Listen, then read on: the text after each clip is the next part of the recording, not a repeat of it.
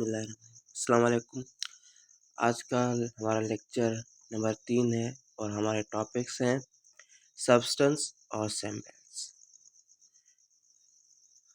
हमारे topic number 1 है substance और टॉपिक नंबर 2 है सैम्पल्स। तो सबसे पहले सब्सटेंस। Number 1 substance. सब्सटेंस क्या होते हैं, सब्सटेंस किसे कहते हैं, इसके बारे में हम आज पढ़ेंगे।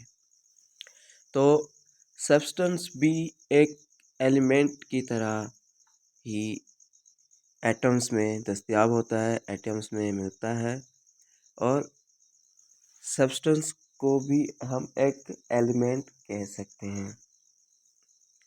N element is known as substance. कोई भी एलिमेंट हो उसको एज अ सब्सटेंस कह सकते हैं, क्योंकि सब्सटेंस का भी वही same molecular formula, atomic weight, atomic mass, atomic number और आयोनाइजेशन जैसे होती है, या फिर जो भी सिस्टम होता है वो भी सेम एलिमेंट्स का जैसे करते हैं हम। एटॉमिक नंबर, एटॉमिक मास वही होता है जो सब्सटेंस का होता है। ऐसे भी सब्सटेंस चाहे कोई भी एलिमेंट हो गया, हाइड्रोजन हो गया, कार्बन हो गया, नाइट्रोजन हो गया, ये सारे के सारे जो हैं वो सब्सटेंस से कहलाए जाते हैं। तो इनके सब्सटेंस कहलाने के वजह यही है क्योंकि इनका जो एटॉमिक नंबर है और एटॉमिक मास है वो बिल्कुल सेम है जैसा कि एलिमेंट्स का होता है। और इसी एटॉमिक नंबर और एटॉमिक मास की वजह से जो सब्सटेंस बनते हैं, जो सब्सटेंस पार्टिकल्स टाइप में बनते हैं, तो इसी को ही हम सब्सटेंस कहते हैं। अच्छा, सब्सटेंस एलिमेंट्स की तरह डिकम्पोज नहीं होते। जैसे किसी भी एलिमेंट को हम डिकम्पोज करके, किसी भी मॉलिक्यूल को डिकम्पोज करके हम किसी दूसरी चीज़ में कन्वर्ट कर सकते हैं, लेकिन सब्सटेंस में ऐसा नहीं होता, क्योंकि सब्सटेंस को हम डिकम्पोज नहीं कर सकते। वजह यह है कि उनका जो मॉलिक्यूलर मास होता है या फिर एटॉमिक नंबर जो होता है वो हमेशा वही रहता है जो एक एलिमेंट का मौजूद होता है। तो किसी भी रिएक्शन के ज़रिए हम उनका जो एटॉमिक नंबर है या एटॉमिक मास है वो डिकम्पोज नहीं कर सकते, as it is simple decomposed by ordinary chemical reactions। और जो सब्सटेंस होते हैं वो एटम्स में भी दस्तयाब होते हैं, एटम्स में मिलते हैं। और इसी की तरह सब्सटेंस हमें 3 स्टेट्स में भी मिलते हैं। जो मैटर की 3 स्टेट्स हैं उन्हीं में ही दस्तयाब होते हैं। जैसे एलिमेंट 3 सिचुएशंस में, 3 स्टेट्स में हमें फॉर्म होते हैं। जैसे गैस, लिक्विड और सॉलिड स्टेट में सब्सटेंस भी हमें बिल्कुल वैसे ही दस्तयाब होते हैं, वैसे ही मिलते हैं 3 सिचुएशंस में, gas, liquid and solid state में। जिसमें हम सॉलिड स्टेट में अगर ले लें किसी चीज़ को तो वो कॉपर हो गया, गोल्ड हो गया, आयरन हो गया, तो ये सारे के सारे, यहाँ पर जिंक हो गया, तो ये सारे के सारे हमारे पास सॉलिड स्टेट में मौजूद होते हैं।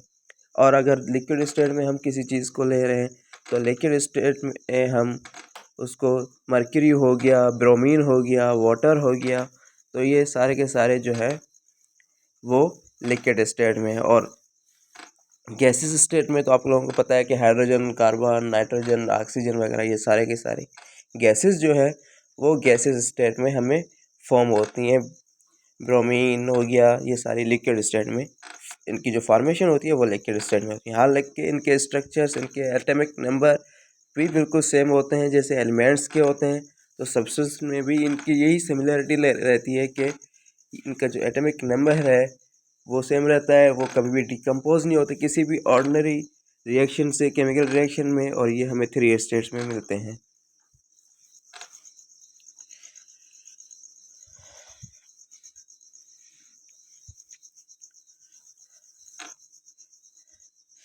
दूसरे अल्फाजों में हम किसी भी सब्सटेंस को एलिमेंट कह सकते हैं, एलिमेंट्स को सब्सटेंस कह सकते हैं, क्योंकि इनकी जो फॉर्मेशन है वो बिल्कुल सेम है। और दूसरा हमारा टॉपिक है सैम्पल्स। तो सैम्पल्स क्या होती हैं? किसे कहते हैं? तो सैम्पल्स हम उन अल्फ़ाबेटिकल नंबर्स को कहते हैं जिसमें हम किसी भी एलिमेंट को, किसी भी मॉलिक्यूल को या किसी भी सब्सटेंस को शो कर रहे होते हैं। मिसाल के तौर पे हम हाइड्रोजन का ले रहे हैं या कार्बन का ले रहे हैं, जो इनकी जो कैपिटल वर्ड होते हैं, तो इनकी कैपिटलाइजेशन से ये मेंशन किए जाते हैं कि किसी भी केमिकल का, किसी भी सब्सटेंस या एलिमेंट का जो सिस्टमेटिक अब्रिविएशन सिस्टम होता है रिप्रेजेंट्स का, तो ये रिप्रेजेंट इन्हीं सैम्पल्स से किए जाते हैं। तो samples is an abbreviation system to represent any element, substance, molecule or atom.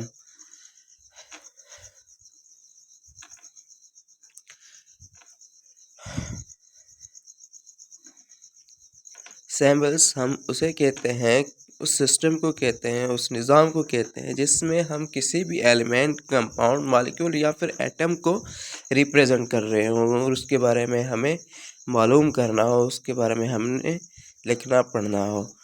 मिसाल के तौर पे एवरेज जो कार्बन हो गया, हाइड्रोजन हो गया, सल्फ़र हो गया, नाइट्रोजन हो गया, तो इनके जितने भी ये हमने सैम्पल्स मेंशन करने होते हैं। मिसाल के हाइड्रोजन का H हो गया, तो ये इसका सैम्पल है, क्योंकि हाइड्रोजन तो कंप्लीट फार्मूला है। अच्छा, हर एलिमेंट का जो हमने सैम्पल्स जो मेंशन करनी होती है वो कैपिटल लेटर से मेंशन करनी होती है कि भाई इस एलिमेंट की जो है ये सैम्पल है, इसकी निशानी ये है।